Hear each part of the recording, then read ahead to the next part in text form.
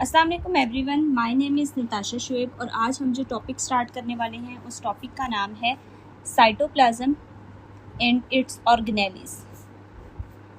पहले हम साइटोप्लाज्म के टॉपिक को देखेंगे कि साइटोप्लाज्म क्या होता है। हम कुछ इसकी बेसिक टर्म्स वगैरह पढ़ेंगे, कौन कौन से कंपोनेंट साइटोप्लाज्म के अंदर आते हैं। फिर उसके बाद हम ऑर्गेनेलीज के टॉपिक को देखेंगे कि ऑर्गेनेलीज क्या होती हैं, और फिर हम अलग अलग वीडियोस में, अलग अलग लेक्चर्स में हर एक ऑर्गेनेली को डिटेल से स्टडी करेंगे। तो सबसे पहले अगर हम बात करें कि साइटोप्लाज्म क्या चीज़ होती है, तो साइटोप्लाज्म से पहले हम एक सेल का स्ट्रक्चर ड्रॉ कर लेते हैं। ठीक है, अभी तक हमने जितने भी सेल के स्ट्रक्चर्स ड्रॉ किए हैं उसमें हम एक चीज़ कॉमन ड्रॉ करते हैं कि इस तरीके का सर्कुलर सा सेल होता है जिसके सेंटर में हमारे पास न्यूक्लियस मौजूद होता है। बाहर ये जो बाउंड्री है इसको हम सेल मेम्ब्रेन या फिर प्लाज्मा मेम्ब्रेन कहते हैं, जिसका काम होता है सेल के अंदर के मटेरियल्स को कंट्रोल करना। न्यूक्लियस जो होता है वो सेल के ब्रेन की तरह काम करता है कि उसने कौन सी चीज़ों को सेल के अंदर रखना है और कौन सी चीज़ों को सेल के अंदर नहीं रखना, कौन कौन सी सेल प्रोटीन्स बनाएगा, ये सब कुछ। अब साइटोप्लाज्म से पहले हम एक चीज़ देखते हैं कि सेल जो होता है, अगर हम सेल को देखें तो सेल बिल्कुल ऐसा है जैसे एक बॉल होती है। ठीक है, बॉल बल्कि आप लोग फुटबॉल कंसिडर करें कि फुटबॉल होती है, फुटबॉल के अंदर पूरी जो है वो हवा भरी होती है, एयर भरी होती है। अब उस फुटबॉल के अंदर अगर हमारे पास ये एबिलिटी होती कि उस हवा के अंदर हम छोटे छोटे पार्टिकल्स छोड़ दें, छोटे छोटे बलून्स छोड़ दें, तो वो हर जो छोटा पार्टिकल उस हवा के अंदर तैर रहा होगा ना, वो हमारे पास एक स्ट्रक्चर होगा। ठीक है, इसी तरीके से न्यूक्लियस भी, अब ये सेल जो है ये पूरी एक बॉल की तरह है और उसके अंदर कुछ स्ट्रक्चर्स मौजूद है। ठीक है, अब सेल की जो ये वाला स्ट्रक्चर है जिसको हम न्यूक्लियस कहते हैं, और न्यूक्लियस से बाहर ये जो सेल मेम्ब्रेन है, इन दोनों स्ट्रक्चर्स के बीच में जितनी जगह मौजूद है, यहाँ से न्यूक्लियस की मेम्ब्रेन से लेके बाहर सेल मेम्ब्रेन तक जितनी जगह मौजूद है और इस जगह के अंदर जो जो चीज़ें मौजूद हैं, इस सब को कहा जाता है साइटोप्लाज्म। तो साइटोप्लाज्म में क्या क्या चीज़ें आ जाती हैं कि वो चीज़ें जो हमारे पास सेल मेम्ब्रेन, न्यूक्लियर मेम्ब्रेन से लेके सेल मेम्ब्रेन के दरमियान में मौजूद होती हैं। अब हम जब पहले भी सेल के स्ट्रक्चर्स ड्रॉ करते रहे तो हम ड्रॉ करते रहे, जैसे यहाँ पे हमने एक स्ट्रक्चर बना दिया, यहाँ पे हमने कोई और स्ट्रक्चर बना दिया, इस तरह की छोटी छोटी स्ट्रक्चर्स हम ड्रॉ करते हैं। तो अगर मैं साइटोप्लाज्म का कहूँ तो साइटोप्लाज्म क्या है, वो मटीरियल जो न्यूक्लियर मेम्ब्रेन और सेल मेम्ब्रेन के दरमियान में मौजूद है। अब यहाँ पे जो जितनी भी चीज़ें आती हैं, जितने भी मटीरियल्स आते हैं, वो दो तरह के होते हैं।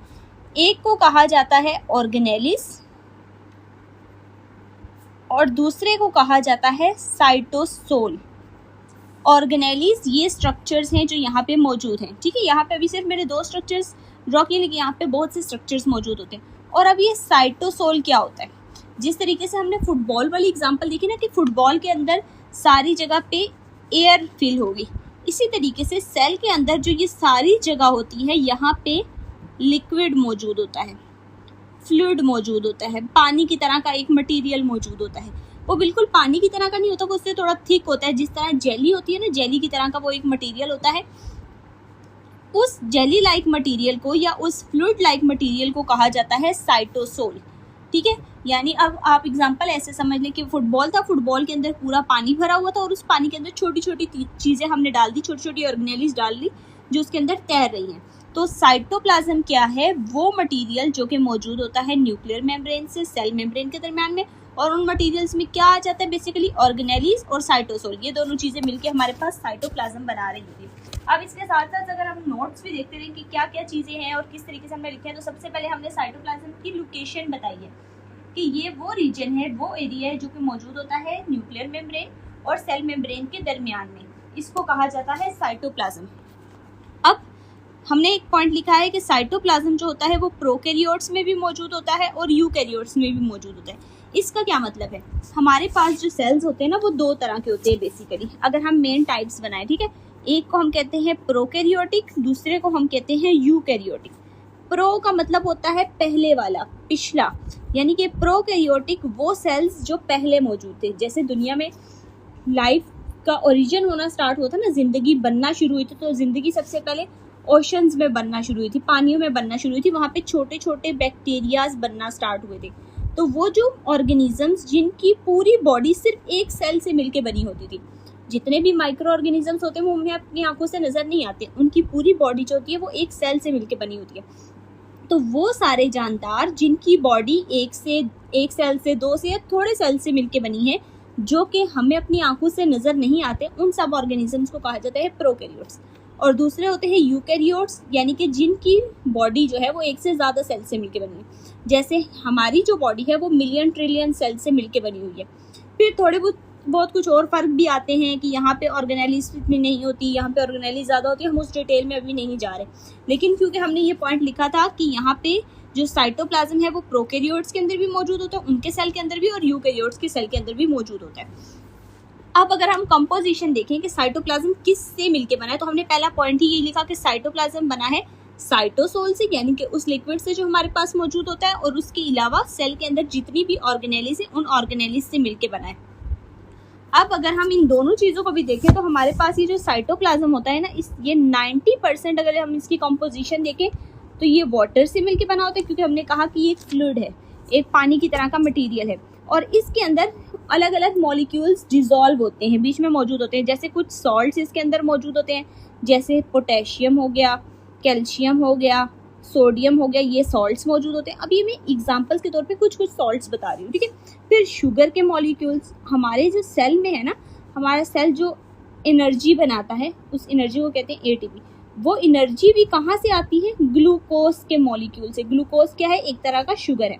तो शुगर के मॉलिक्यूल्स मौजूद होते हैं उस साइटोप्लाज्म में, सॉल्ट्स मौजूद होते हैं, फिर अमाइनो एसिड्स मौजूद होते हैं। अब अमाइनो एसिड्स क्या चीज़ें? हमारी बॉडी में प्रोटीन बनती है। प्रोटीन का क्या काम होता है? हमारी बॉडी के अलग अलग हिस्सों पे उसका अलग अलग काम होता है। जैसे हमारी नेल्स बनाना, हमारे हेयर्स बनाना, ये सारे काम प्रोटीन के होते हैं। तो प्रोटीन जिन चीज़ों से मिलके बनी होती है ना, उनको अमाइनो एसिड्स कहते हैं। ये जितनी भी चीज़ें हैं, ये अभी मैं आपको सिर्फ बेसिक बता रही हूँ। जब हम इन चैप्टर्स पे जाएंगे, इन टॉपिक्स पे जाएंगे, तो हम एक एक का स्ट्रक्चर डिटेल में पढ़ेंगे कि ये क्या चीज़ें होती है और ये कैसे बनी होती है।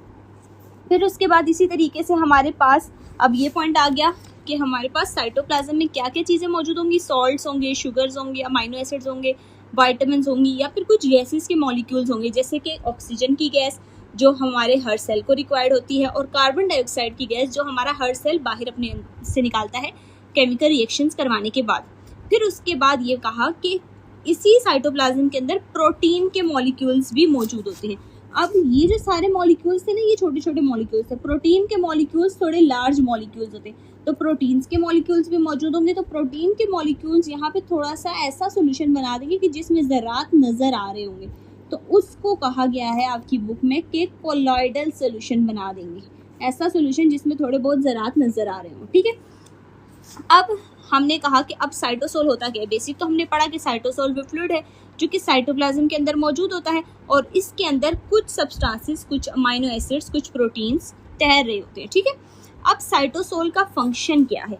अगर हम कहें कि ये हमारे पास साइटोप्लाज्म था, साइटोप्लाज्म के अंदर यहाँ पे सारा जो फ्लूइड है, सारा जो पानी है, ये साइटोसोल है। तो साइटोसोल क्या काम कर रहा है कि जितनी भी ऑर्गेनेलीज हैं, जितने भी यहाँ पे स्ट्रक्चर्स मौजूद हैं, इन सबको एक जगह प्रोवाइड कर रहा है, इन सबको एक एरिया प्रोवाइड करे, इन सबको एक साइट प्रोवाइड करे, ताकि वो अपने अपने काम यहाँ पे आराम से कर सकें। उसके बाद जितने भी रिएक्शंस होते हैं ना सेल के अंदर, जैसे हमने कहा कि सेल जो है, हर सेल को ऑक्सीजन चाहिए होती है, और सेल जब अपनी कोई भी रिएक्शन करवाता है, फॉर एग्जांपल हमारे सेल के अंदर ग्लूकोज के मॉलिक्यूल टूटते हैं ताकि हमारे पास एटीपी प्रोड्यूस हो सके, ठीक है।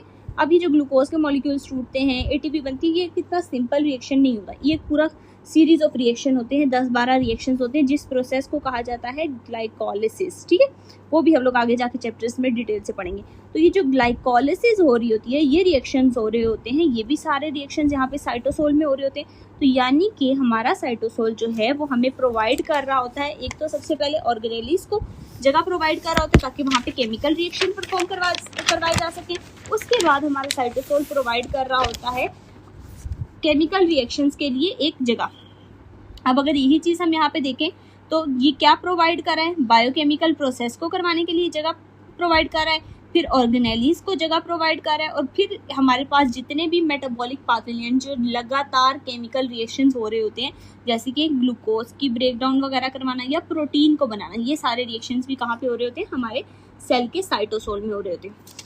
यहाँ से वैसे ज़्यादातर जो चीज़ पूछी जाती है वो साइटोसोल से ही रिलेटेड पूछी जाती है, तो ये एक बार आपने डिटेल से अच्छे से रीड करना है और इसको याद करना है। अब उसके बाद हमारे पास आ जाता है, हमने पहले बात कर ली कि हमारे पास सेल में साइटोप्लाज्म जो है वो साइटोसोल और ऑर्गेनेलिस से मिलके बना हुआ है। ठीक है, हमने साइटोसोल को तो देख लिया। अब ऑर्गेनेलिस कौन कौन सी होती हैं, ऑर्गेनेलिस होती क्या है, अब हम इसको देखेंगे। ठीक है, सबसे पहले ऑर्गेनेलिस हमारे पास होती क्या है। अगर मैं एक बार दोबारा सेल का स्ट्रक्चर ड्रॉ करूँ तो सेल के स्ट्रक्चर के अंदर हमने अभी बेतहाशा मर्तबा ना एक दरमियान में एक स्ट्रक्चर ड्रॉ किया जिसको हम बार बार न्यूक्लियस कह रहे हैं। ठीक है,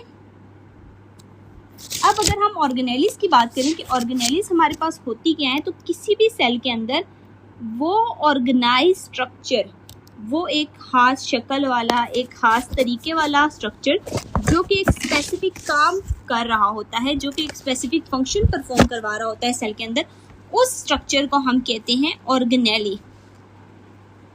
ऐसे समझ लें कि ये हमारे पास पूरा जो सेल है ना, ये एक फैक्ट्री है। ठीक है, और सेल के अंदर जो छोटे छोटे स्ट्रक्चर्स है ना, जैसे न्यूक्लियस हो गया, माइटोकॉन्ड्रिया हो गया, फिर उसके बाद हमारे पास राइबोसोम्स होगी, ये सारे स्ट्रक्चर्स हम अभी आगे पढ़ेंगे। ये सारे स्ट्रक्चर्स वर्कर हैं।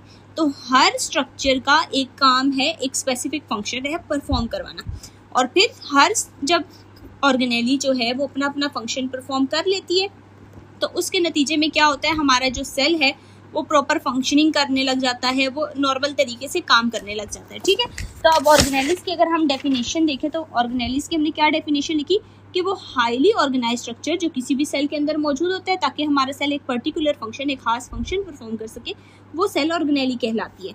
फॉर एग्जाम्पल, अब जो हमारे पास हमने थोड़ी देर पहले पढ़ा था कि प्रोकैरियोटिक सेल्स भी होती हैं, यूकैरियोटिक।